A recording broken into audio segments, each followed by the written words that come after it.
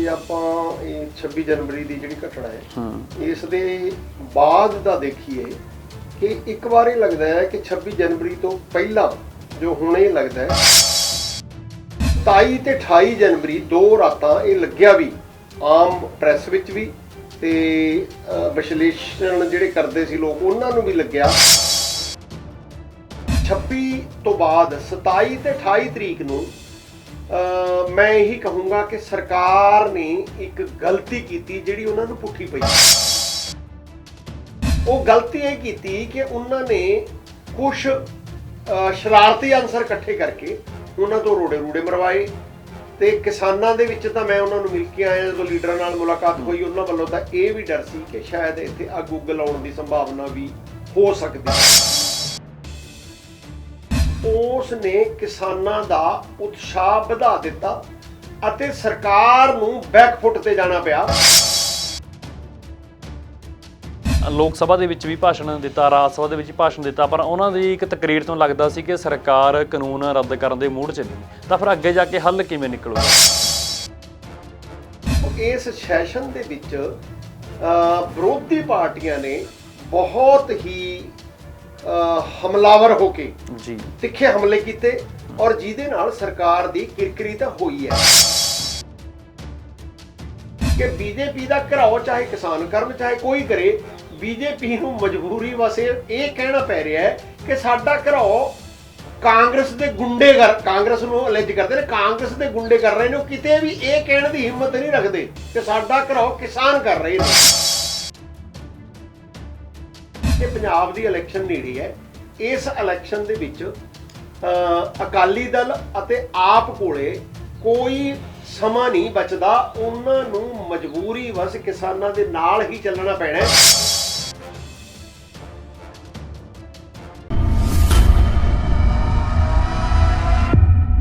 पंजाबी डाक टीवी देख रहे सारे दर्शकों का स्वागत। किसानी मसला अपने पीक उत्ते है। 26 जनवरी की घटना तो बाद कहा जा रहा है कि अंदोलन की रूह नूं ठेस पहुँच सकती है, पर इस तो इलावा किसान आगुओं की की गई कोशिशों के बावजूद यह अंदोलन हुण अपने सिखर उत्ते है। अज के दिन भी यह अंदोलन जिवें 26 जनवरी तो पहला सी उवें ही यह अंदोलन अज भी चल रहा। पंजाब दे विच महापंचायत भी की गई है। किसान आगू वड्डे आगू बलवीर सिंह राजेवाल ਤੇ ਉਗਰਾਹਾਂ ਜੋਗਿੰਦਰ ਸਿੰਘ ਉਗਰਾਹਾਂ ਦੇ ਆਗੂਆਂ ਨੇ ਪੰਜਾਬ ਦੇ ਵਿੱਚ ਆ ਕੇ ਲਾਮਬੰਦ ਕਰਨਾ ਸ਼ੁਰੂ ਕਰ ਦਿੱਤਾ ਹੈ।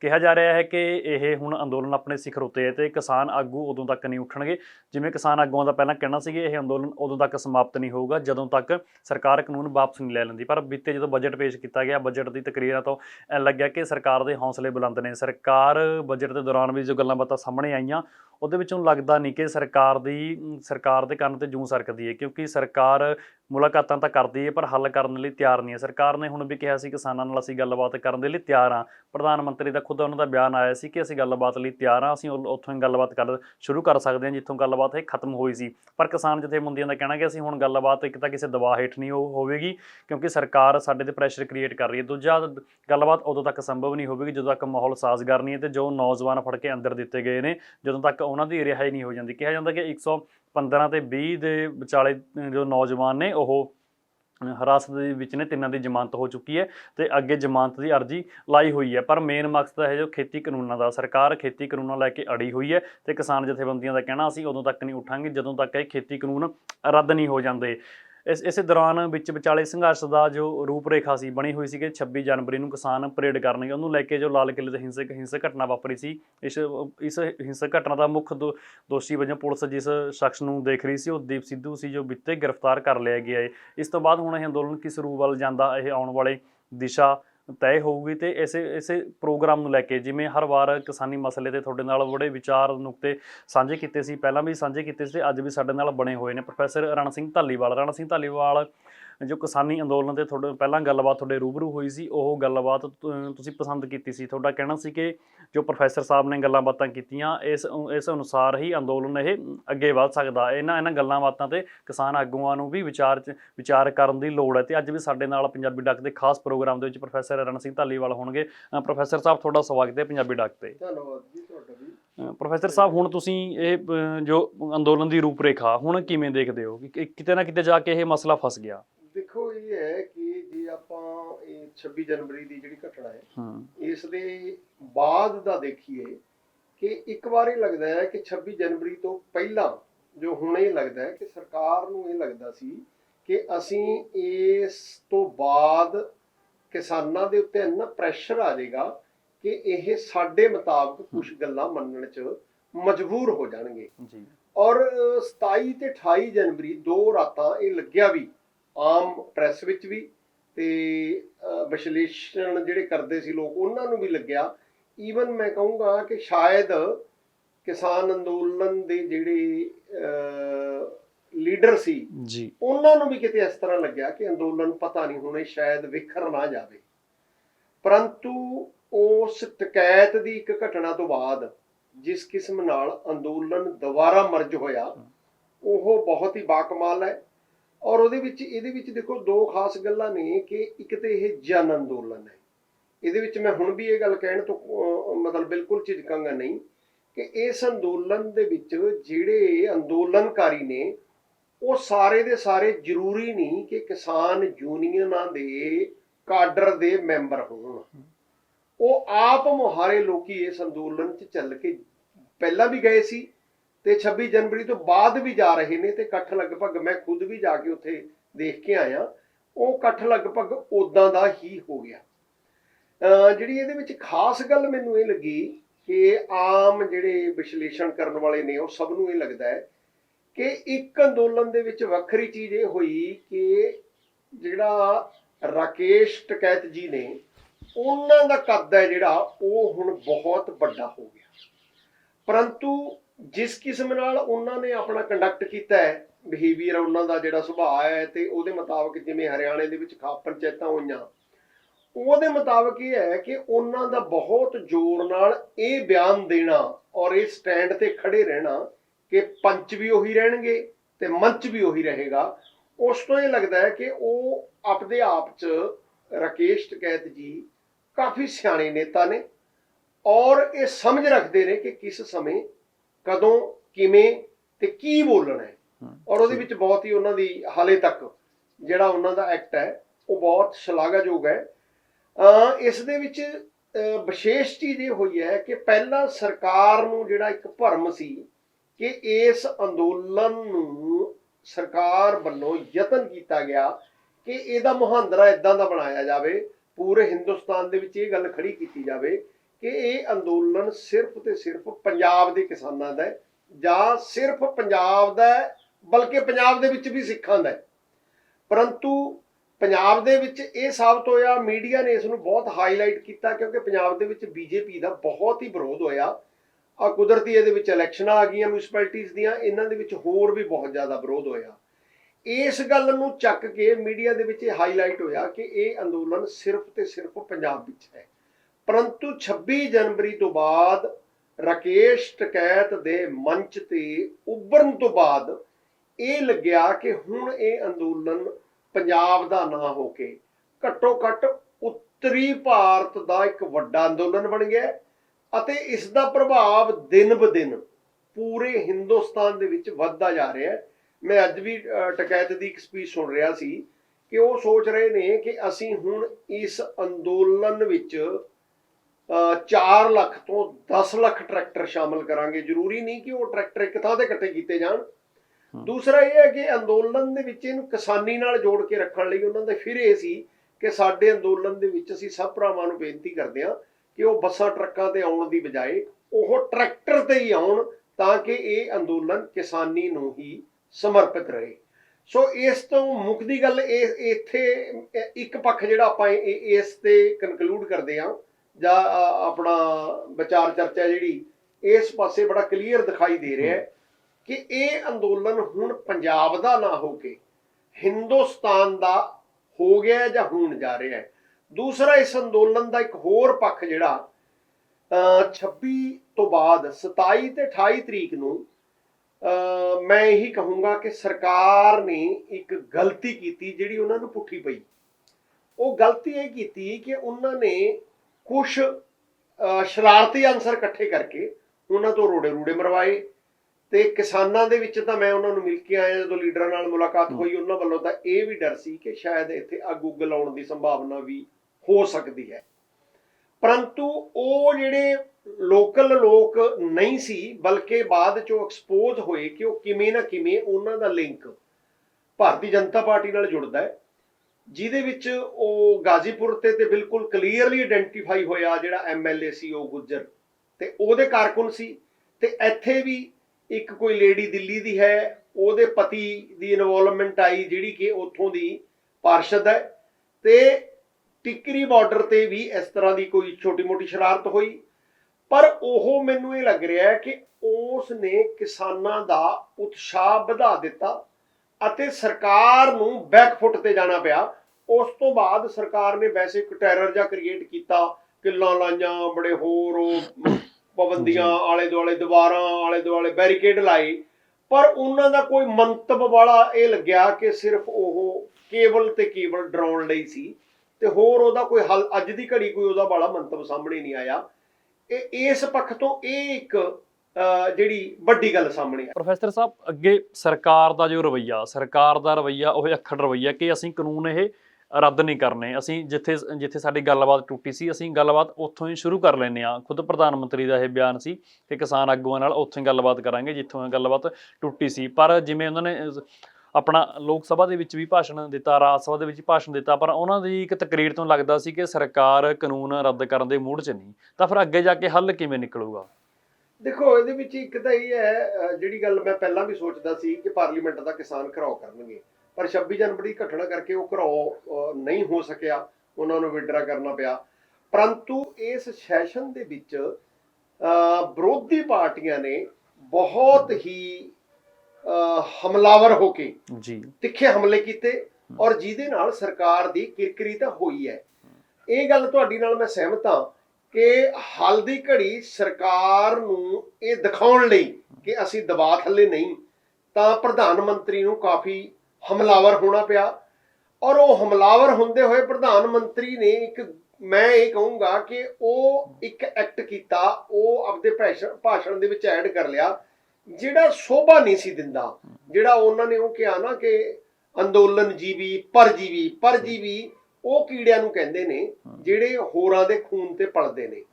ਤੇ ਉਹਦੇ ਵਿੱਚ ਬਾਅਦ ਜਾ ਕੇ ਪ੍ਰਧਾਨ ਮੰਤਰੀ ਨੂੰ ਕਿਤੇ ਨਾ ਕਿਤੇ ਬੈਕਫੁੱਟ ਤੇ ਦਿਖਾਈ ਦਿੱਤਾ। ਜਦੋਂ ਰਾਜ ਸਭਾ 'ਚ ਭਾਸ਼ਣ ਹੋਇਆ ਤਾਂ ਉਸ ਨੇ ਇੱਕ ਵਾਰ ਵੀ ਉਹ ਸ਼ਬਦ ਪਰਜੀਵੀ ਨਹੀਂ ਵਰਤਿਆ, ਕਿਉਂਕਿ ਉਸ ਦੇ ਵਿੱਚ ਪਹਿਲਾਂ ਹੀ ਨਿੰਦਾ ਬਹੁਤ ਹੋ ਚੁੱਕੀ ਸੀ। ਸੋ ਇਸ ਪੱਖ ਤੋਂ ਮੈਨੂੰ ਲੱਗਦਾ ਹੈ ਕਿ ਦੇਖਣ ਨੂੰ ਤਾਂ ਤੁਹਾਨੂੰ ਲੱਗਦਾ ਹੈ ਕਿ ਸਰਕਾਰ ਨੇ ਦਿਖਾਈ ਤਾਂ ਇਦਾਂ ਦਿੱਤੀ ਹੈ ਕਿ ਉਹ ਅਜੇ ਝੁਕੇਗੀ ਨਹੀਂ ਤੇ ਉਹਦਾ ਸਟੈਂਡ ਹੈ, ਪਰੰਤੂ ਦੋ ਤਿੰਨ ਗੱਲਾਂ 'ਚ, ਇੱਕ ਤਾਂ ਉਹ ਇਸ ਗੱਲ 'ਚ ਮੈਂ ਤੁਹਾਨੂੰ ਕਹਿ ਰਿਹਾ ਕਿ ਸ਼ਬਦਾਵਲੀ ਆਪਦੀ ਉਹਨਾਂ ਨੇ ਨਰਮ ਕੀਤੀ, ਬੈਕਫੁੱਟ ਤੇ ਆਏ।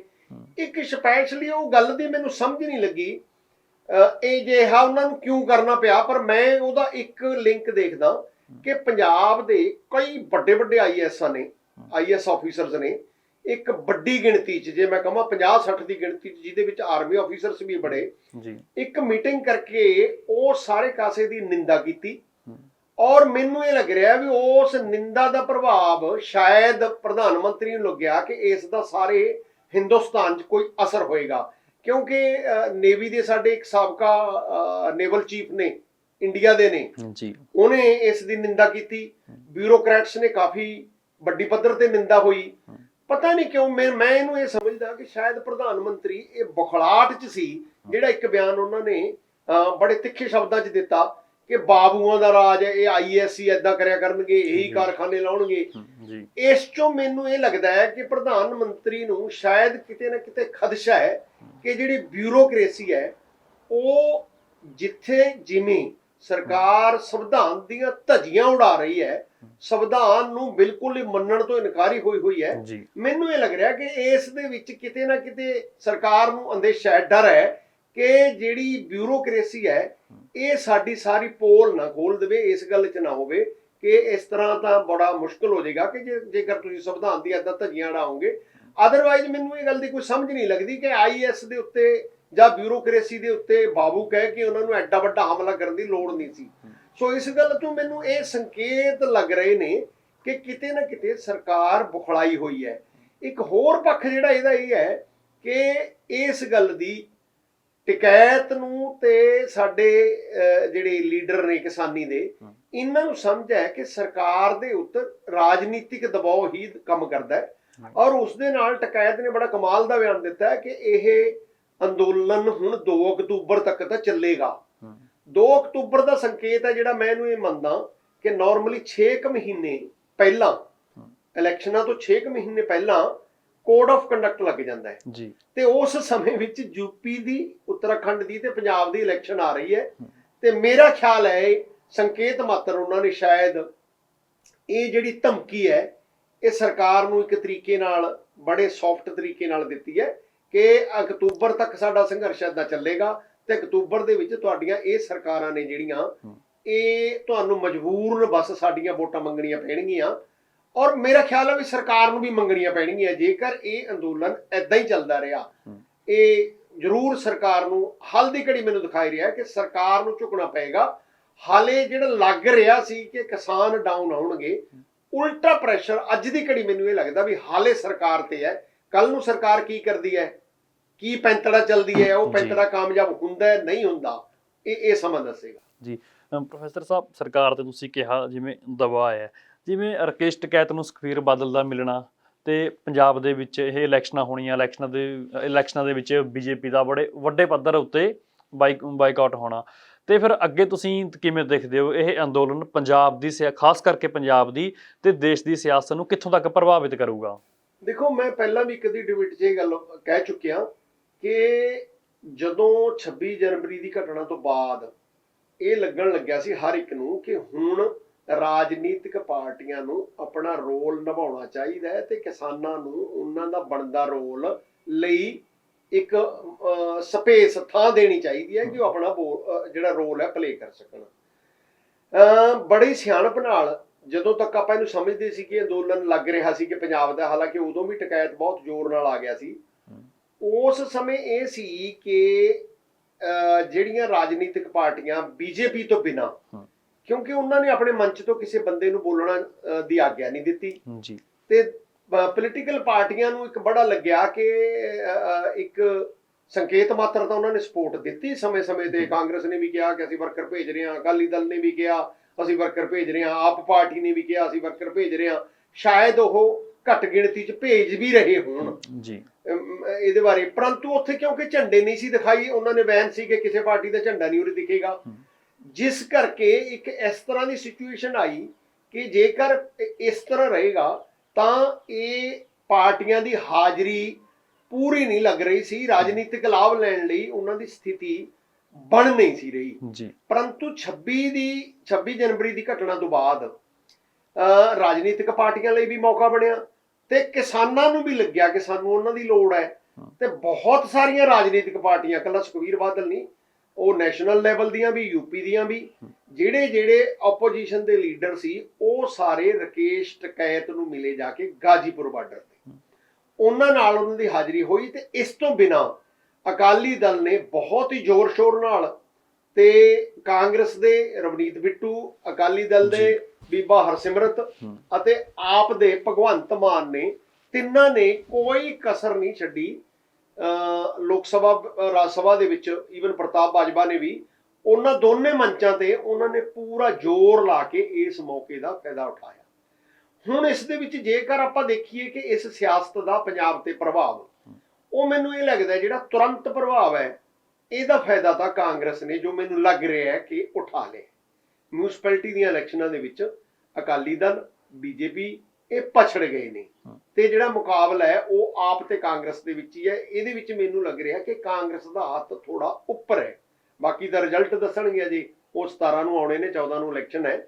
ਪਰ ਜਿੱਦਾਂ ਦੇ ਹਾਲਾਤ ਅਖਬਾਰਾਂ ਤੋਂ ਰਿਪੋਰਟ, ਮੀਡੀਆ ਤੋਂ ਰਿਪੋਰਟ ਹੋ ਰਹੀਆਂ ਨੇ, ਉਸ ਦੇ ਵਿੱਚ ਇਹ ਹੈ ਕਿ ਬੀਜੇਪੀ ਕਿਤੇ ਵੀ ਸਟੈਂਡ ਨਹੀਂ ਕਰਦੀ, ਔਰ ਬੀਜੇਪੀ ਦੀ ਥਾਂ ਤੇ ਜਿੱਥੇ ਕੋਈ ਲੀਡਰ ਜਾਂਦਾ ਹੈ ਉੱਥੇ ਇਸ ਤਰ੍ਹਾਂ ਦੀਆਂ ਵੀਡੀਓਜ਼ ਆ ਰਹੀਆਂ ਨੇ। ਉਹਨਾਂ ਦੇ ਵਿੱਚ ਕੁਝ ਸੱਚੀਆਂ, ਕੁਝ ਝੂਠੀਆਂ ਹੋ ਸਕਦੀਆਂ ਨੇ, ਵਧਾ ਚੜਾ ਕੇ ਹੋ ਸਕਦੀਆਂ ਨੇ, ਤੇ ਜਿਹੜਾ ਅਖਬਾਰਾਂ ਦੇ ਵਿੱਚ ਸਟੇਟਮੈਂਟਸ ਉਹ ਆ ਰਹੀਆਂ ਨੇ ਕਿ ਉਹਦੇ ਵਿੱਚ ਨਾ ਹੀ ਵੱਡੇ ਲੀਡਰਾਂ ਨੂੰ ਬੋਲਣ ਦਿੱਤਾ ਜਾ ਰਿਹਾ ਹੈ।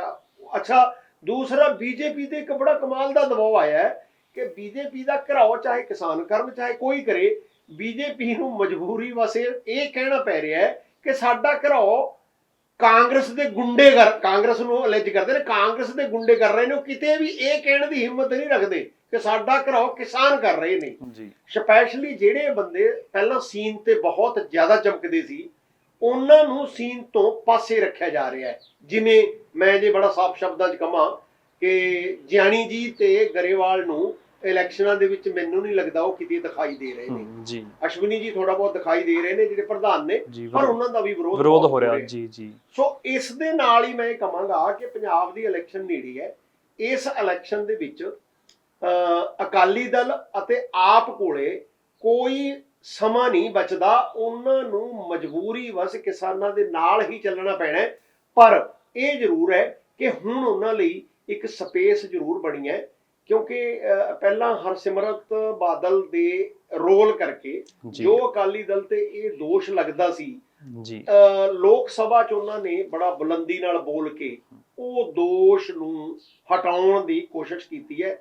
ਸੋ ਇਹ ਜ਼ਰੂਰ ਲੱਗਦਾ ਕਿ ਆਉਣ ਵਾਲੇ ਸਮੇਂ ਦੇ ਵਿੱਚ ਆਪਣੇ ਸਟੇਟਾਂ ਦੇ ਵਿੱਚ ਇਹ ਪ੍ਰਭਾਵ ਜ਼ਰੂਰ ਪਾਏਗਾ, ਪਰੰਤੂ ਹਲੇ ਇਹ ਕਹਿਣਾ ਬਹੁਤ ਔਖਾ ਹੈ ਕਿ ਜਿਹੜਾ ਕਿਸਾਨੀ ਦੇ ਪ੍ਰਭਾਵ ਨਾਲ ਵੋਟ ਦੀ ਹਿਲਜੁਲ ਹੋਏਗੀ ਇਹ ਕਿੱਧਰ ਨੂੰ ਜਾਏਗੀ, ਹਾਲੇ ਅੱਜ ਦੀ ਘੜੀ ਔਖਾ ਹੈ। ਪਰ ਇਹ ਸਾਫ਼ ਹੈ ਕਿ ਅੰਦੋਲਨ ਨੇ ਪੂਰਾ ਦਮ ਭਰਿਆ, ਅੰਦੋਲਨ ਪੂਰੇ ਸਿਖਰਾਂ ਤੇ ਹੈ। ਪਹਿਲਾਂ ਦੀ ਤਰ੍ਹਾਂ ਮੈਨੂੰ ਇਹ ਲੱਗ ਰਿਹਾ ਕਿ ਦਬਾਅ ਫਿਰ ਸਰਕਾਰ ਤੇ ਹੈ।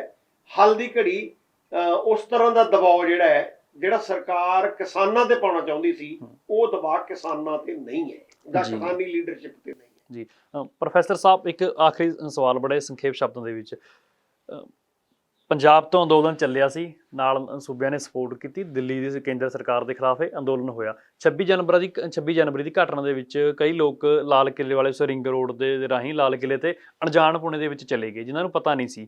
ਤੇ ਫਿਰ ਸਰਕਾਰ ਵੱਲੋਂ ਬਥੇਰੇ ਨੌਜਵਾਨ ਹਿਰਾਸਤ ਦੇ ਵਿੱਚ ਲਏ ਗਏ ਨੇ, ਘਰਦਿਆਂ ਨੂੰ ਨਹੀਂ ਪਤਾ ਕਿ ਸਾਡੇ ਇਹ ਨੌਜਵਾਨ ਕਿੱਥੇ ਨੇ, ਤੇ ਸਰਕਾਰ ਦਾ ਇਹੋ ਜਿਹਾ ਵਰਤੀਰਾ ਕਿਉਂ, ਸਰਕਾਰ ਉਹਨਾਂ ਨੂੰ ਛੱਡ ਕਿਉਂ ਨਹੀਂ ਰਹੀ? ਮੇਰਾ ਖਿਆਲ ਹੈ ਸਰਕਾਰ ਜਿਹੜੀ ਹੁੰਦੀ ਹੈ ਨਾ, ਉਹ ਹਰ ਇੱਕ ਘਟਨਾ ਨੂੰ ਆਪਣੇ ਹੱਕ 'ਚ ਵਰਤਣਾ ਚਾਹੁੰਦੀ ਹੈ। ਪਹਿਲਾਂ ਦੋਸ਼ ਲੱਗ ਰਹੇ ਨੇ ਕਿ ਇਹਨਾਂ ਨੇ ਉਹ ਜਿਹੜੇ ਲੜਕੇ ਨੇ ਉੱਥੇ ਝੰਡਾ ਚਲਾਇਆ ਦੀਪ ਸਿੱਧੂ ਨੇ, ਕਿ ਉਹਨੂੰ ਸਰਕਾਰ ਨੇ ਵਰਤਿਆ।